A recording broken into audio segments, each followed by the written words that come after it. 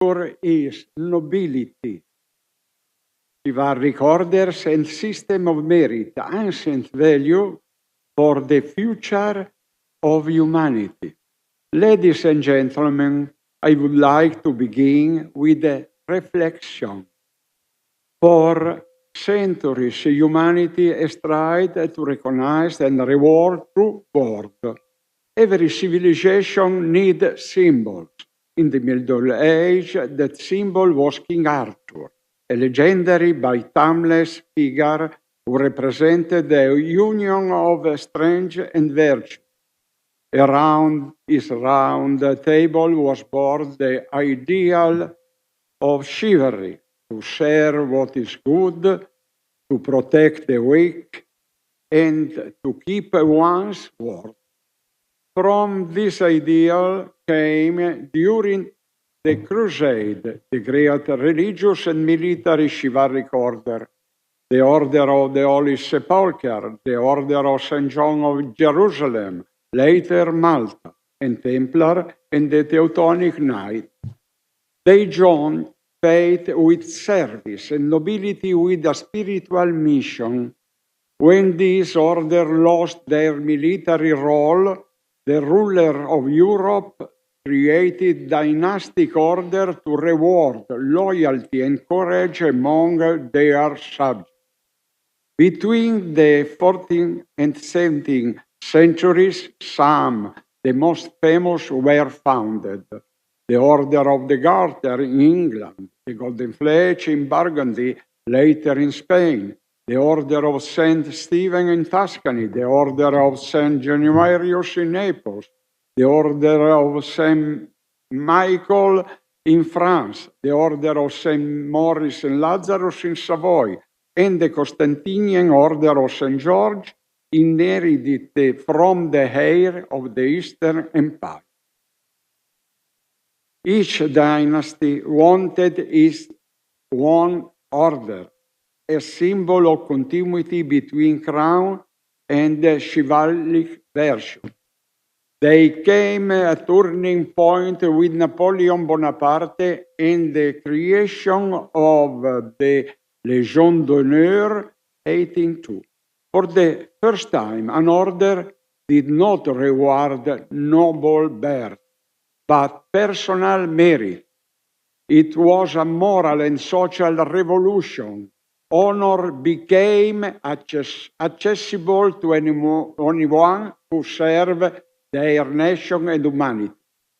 From the moment the idea of chivalry became more secular and open to the modern world. During the 19th and 20th century, almost all nations created their own order of merit, the Order of Leopold in Belgium, the Order of the British Empire, and the Order of Merit of the Italian Republic, to name just a few. They represent the moral continuity to reward virtue, dedication, public military service, science, and culture. Today, in our global society, the ancient chivalric orders focus mainly on charity and social work.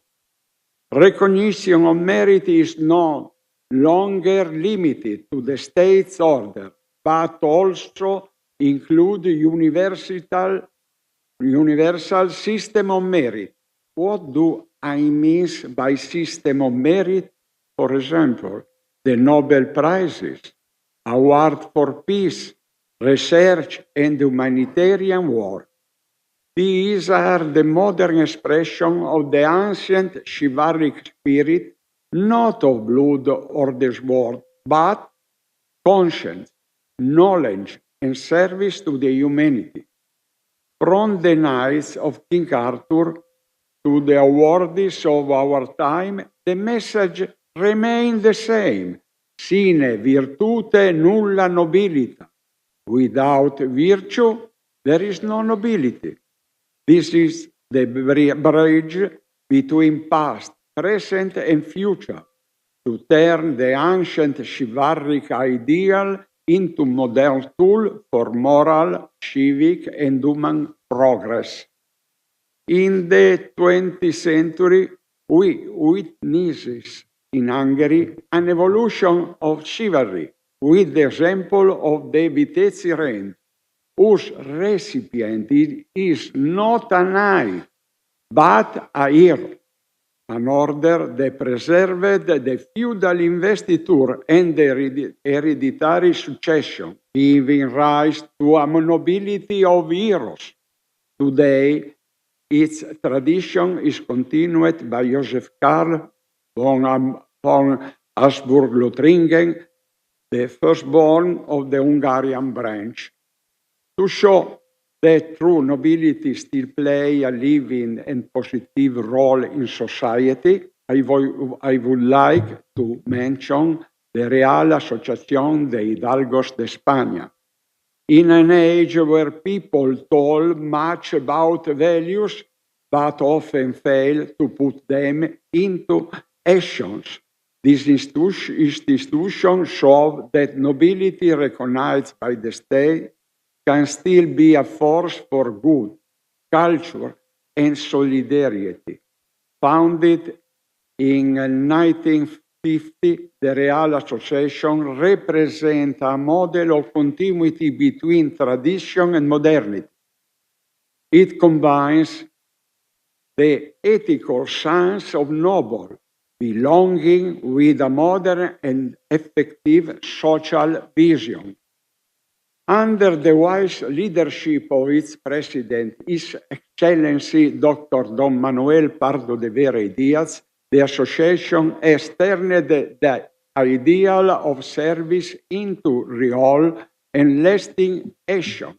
It directly manages 3 retirement homes, a university college, and a published house with 500 published titles, helping to spread historical and genealogical culture. It promotes scholarship, merit awards, conferences and congresses, and also gives practical help to the modern need and people in difficulty. Nobility is not a static privilege, but an active mission. It does not only defend a heritage of blood, but honors a duty toward humanity, expressing in the 21st century the highest minimum of nobility, the responsibility of example. There is also a modern and forward-looking example that continues this tradition. Emanuele Filiberto of Savoy, heir of the royal dynasty of Italy, he has chosen to use the intangible heritage of his house, history, symbols, heraldry, and signs of service to create modern tools to protect and promote Italian culture, keeping alive the value of chivalry. Through the Royal Protocol Project, the House of Savoy is launching an initiative that combines scientific rigor and tradition focused on the future.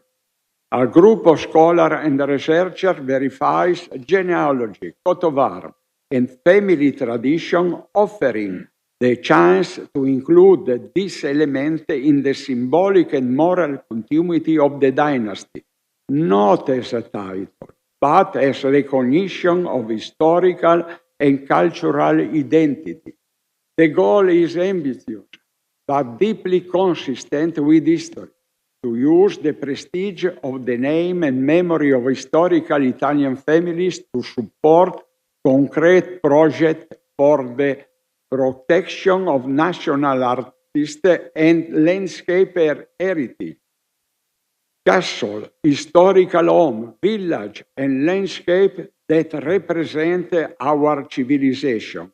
It is a new vision, no longer tied to privilege, but to duty toward the memory and beauty of Italy. a way to give back to the ideal of nobility, genealogy and heraldry, their highest meaning to serve the common good through culture and history. I beg pardon for my poor English and thank you for your attention.